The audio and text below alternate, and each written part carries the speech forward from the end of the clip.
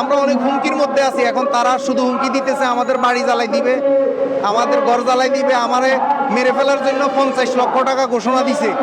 যে ওসি ফারুক আমাকে যে নির্যাতনটা করছে 21শে মার্চ, 16ই মার্চে আমার চাচা কামাল হোসেন আমার বিরুদ্ধে একটা, আমার আব্বা আমাদেরকে জায়গাটা দিয়ে গেছে রেস্টুরি আমাদের নামে, উনি ভুয়া একটা মামলা দিছে।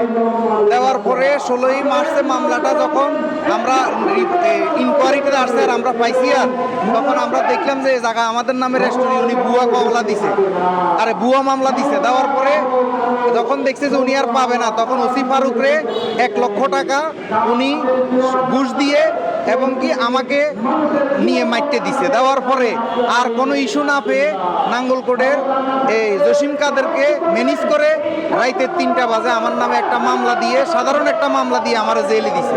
আমি 1 মাস জেল থেকে বের হয়ে এসে সত্যটা প্রকাশ করি এবং কি সংবাদ সম্মেলন করি এবং কি আমি ওসির বিরুদ্ধে মামলা করছি। ওই মামলা এখনো আইনের আওতায় আছে এবং কি কোর্টে মামলাটা চলতেছে গেল। এটা পরে যখন 5ই আগস্ট যখন সরকার পরিবর্তন হলো, এই জসিম কাদেরের ভাইয়ের সাথে আমরা এই 5ই আগস্টের আগেই ওরা অফার দিছে আমাদের এই মামলাটা মিউচুয়াল করার জন্য আমাদের দেশের করিম চেয়ারম্যানের মাধ্যমে।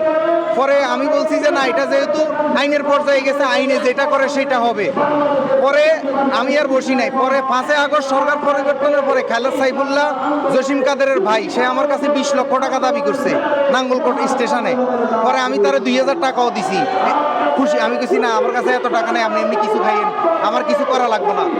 পরে উনি অনেকভাবে আমার কাছে 20 লক্ষ টাকা চাইছে, আমি দিনেই দেখা হে কি করছে, কওমি মাদ্রাসার নাওগোদার সুলাইমান হুজুর এবং কি আয়শা সিদ্দিকার প্রিন্সিপাল, সার্জেনিয়া মাদ্রাসার প্রিন্সিপাল, এরা সবাই মিলে জসিম কাদের সহ মিলে রাতের 4টা বাজে এসে আমাদের বাড়ি, আমাদের 4টা মাজার ভাঙচুর করছে এবং কি আমাদের বাড়িঘর যা আছে সব লুট, আমার মাকেও মারছে, আমার ভাগিনাকে জবাই করতে ধরছে, আমার সব কিছু, আমার সার্টিফিকেট আমার কোরআন কিতাব যা আছে সব পোড়াই দিছে এবং কি আমার বোন থেকে 8 লাখ টাকা নিয়ে গেছে। আর আমার যে আলমারিটা ভাঙছে, ওই আলমারির ভিতরে 7 লক্ষ টাকা ছিল, ওই আলমারিটা ভাঙ্গি চুরমুচুর করে 7 লক্ষ টাকা নিয়ে গেছে। সর্বোপরি আমাদের 14 ভরি স্বর্ণ আর আমাদের টয়লেট, আমরা যে বাথরুম করব সেই জায়গাটাও রাখে না, ওইটাও ভেঙে দিছে।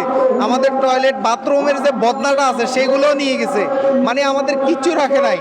পরে এখন আমরা অনেক হুমকির মধ্যে আছি। এখন তারা শুধু হুমকি দিতেছে আমাদের বাড়ি জ্বালাই দিবে, আমাদের ঘর জ্বালাই দিবে, আমারে মেরে ফেলার জন্য 50 লক্ষ টাকা ঘোষণা দিছে। অলরেডি রুল আমিন নামক একজন আমারে জানাইছে, প্রমাণ সহ দিছে যে 50 লক্ষ টাকা দিবে আমাকে যদি মেরে ফেলতে পারে। এখন আমি জীবনের অনিশ্চয়তায় আছি। আমাদের একটাই মেসেজ আপনাদের মাধ্যমে, আমি আগেও আমার কিছু কথা তারা না বুঝে আমাকে অত্যাচার করছে, আমি এটার জন্য ক্ষমা চাইছি বারবার। আমি তারপরেও বলছি আপনারা আসেন, আমি যদি বুঝাই না দিতে পারি আমি নিজে আত্মহত্যা করব, কিন্তু তারা আসে নাই।